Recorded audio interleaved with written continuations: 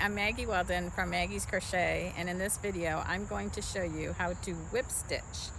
Whip stitch is done with a yarn needle and a long end that you leave or you add on to your crochet or knitting project, and you sew the stitches together. So I'm going to show you how to do that in the video, and the reason why I did this video is because it supports this pattern and it'll support many other patterns that you will do.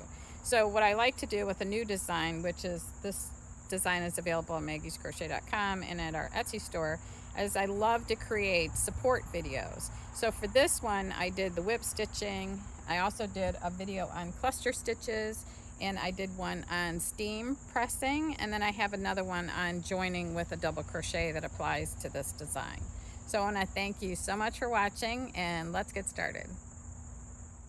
In this video, I'm going to show you how to sew sides together using a whip stitch, and typically it's done using just the back loop of each stitch and sewing them together to the back loop of the adjacent square or hexagon. In this case it's a hexagon, and only using the back loops, but you can also, when you whip stitch, you could go through both loops.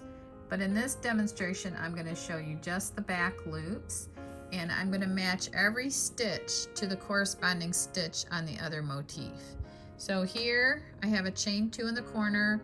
I'll be joining both of those chains, and I'll be joining the double crochets with their back loops, and then there's chain 2s here, another group of 4 double crochets, then there's a chain 2 right here, 4 doubles, chain 2, 4 doubles, and then I'll be joining both chains of this corner, chain 2 space, and then I will be finishing off.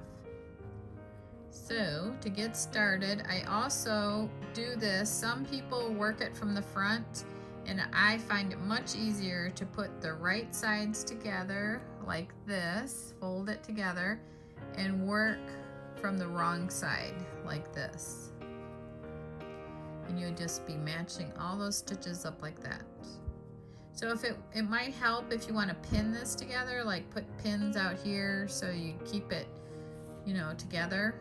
But I'm going to start with a yarn needle and an 18-inch piece of yarn. I'm going to fold that over the needle, and I'll go over these needles what they are at the end of the video. So I'm going to fold this over the eye of the needle, and I'll pinch it, and then I'll turn the needle sideways and push the pinch up through the eye of the needle like that, and then pull that through. Then I'm going to start on this side. So the first 2 loops I want to go through the back loops here. I'm going to start right here. So I'm going to start my yarn back here, my needle back here, and I'm going to move the yarn towards where I want it to come out for the start. So I want it to be just like this, and then I'm going to pull this through until that end is almost out like this.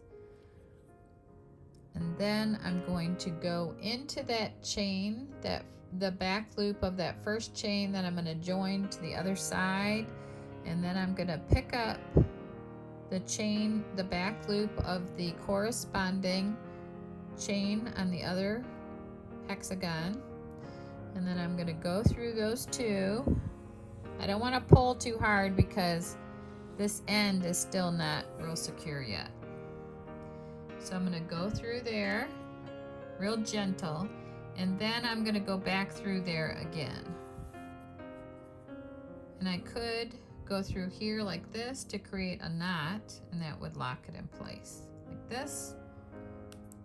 And I could go through one more time just to make sure it's secure.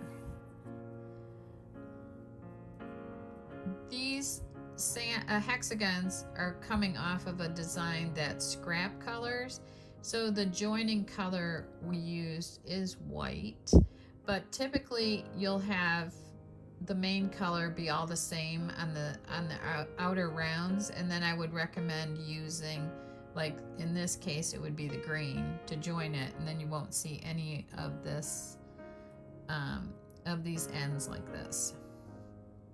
So the next one I want to join is the back loop of the next chain of that same corner, and then over here on the other side is the back loop here. So you just go through it once now, like that.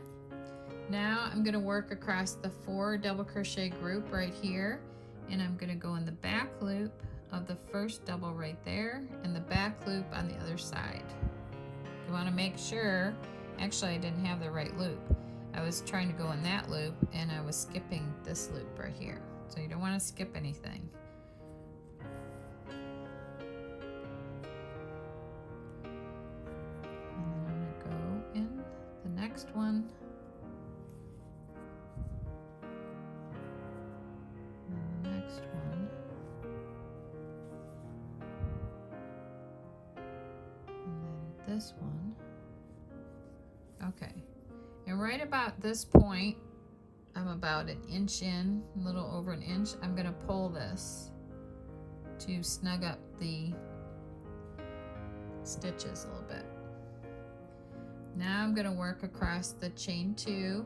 So I'm going to go just in the back loop and then the back loop on the other side.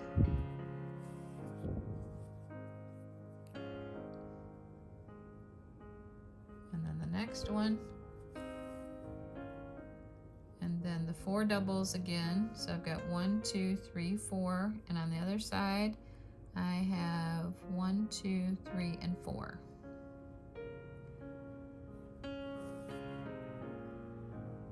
And when I get done with that group, I'm gonna pull on the strand a little bit again.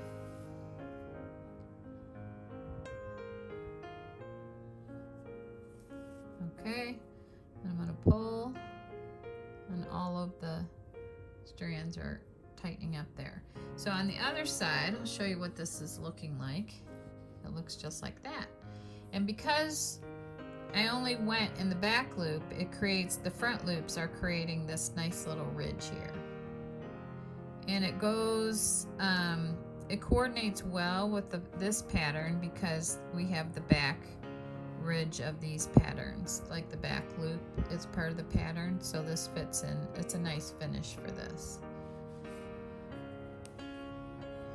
So now I'll finish joining these. I'm working across a chain 2 space again, so I'm going to go in the loops like that. And I'll just speed this up a little bit and show you the corner.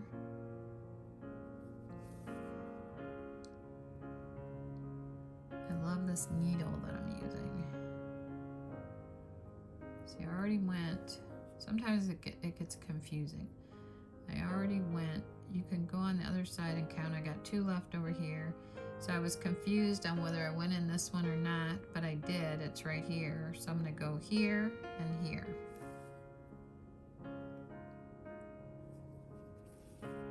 Okay, now I'm 6 stitches in again, so I'm going to pull this. And you don't want to pull it too hard because it'll bunch it in. And then you don't want to leave it loose because it'll kind of gape open on the other side. Now the next chain 2 is right here.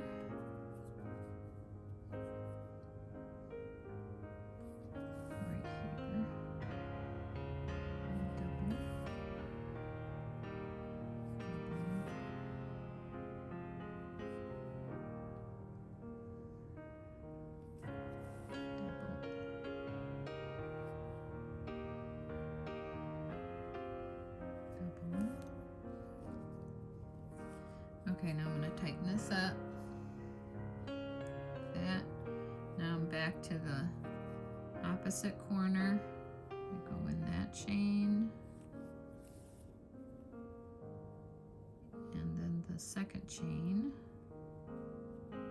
It's right there. So now I'm going to go over that a couple of times to secure it. Okay, and I'm going to check the other side. join corner to corner. So now you take this and you want to weave the end in. You want to kind of get it buried in the green so it doesn't show.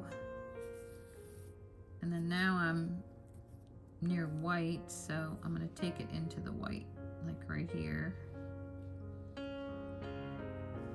I just can't say enough good things about this needle. Okay, so there.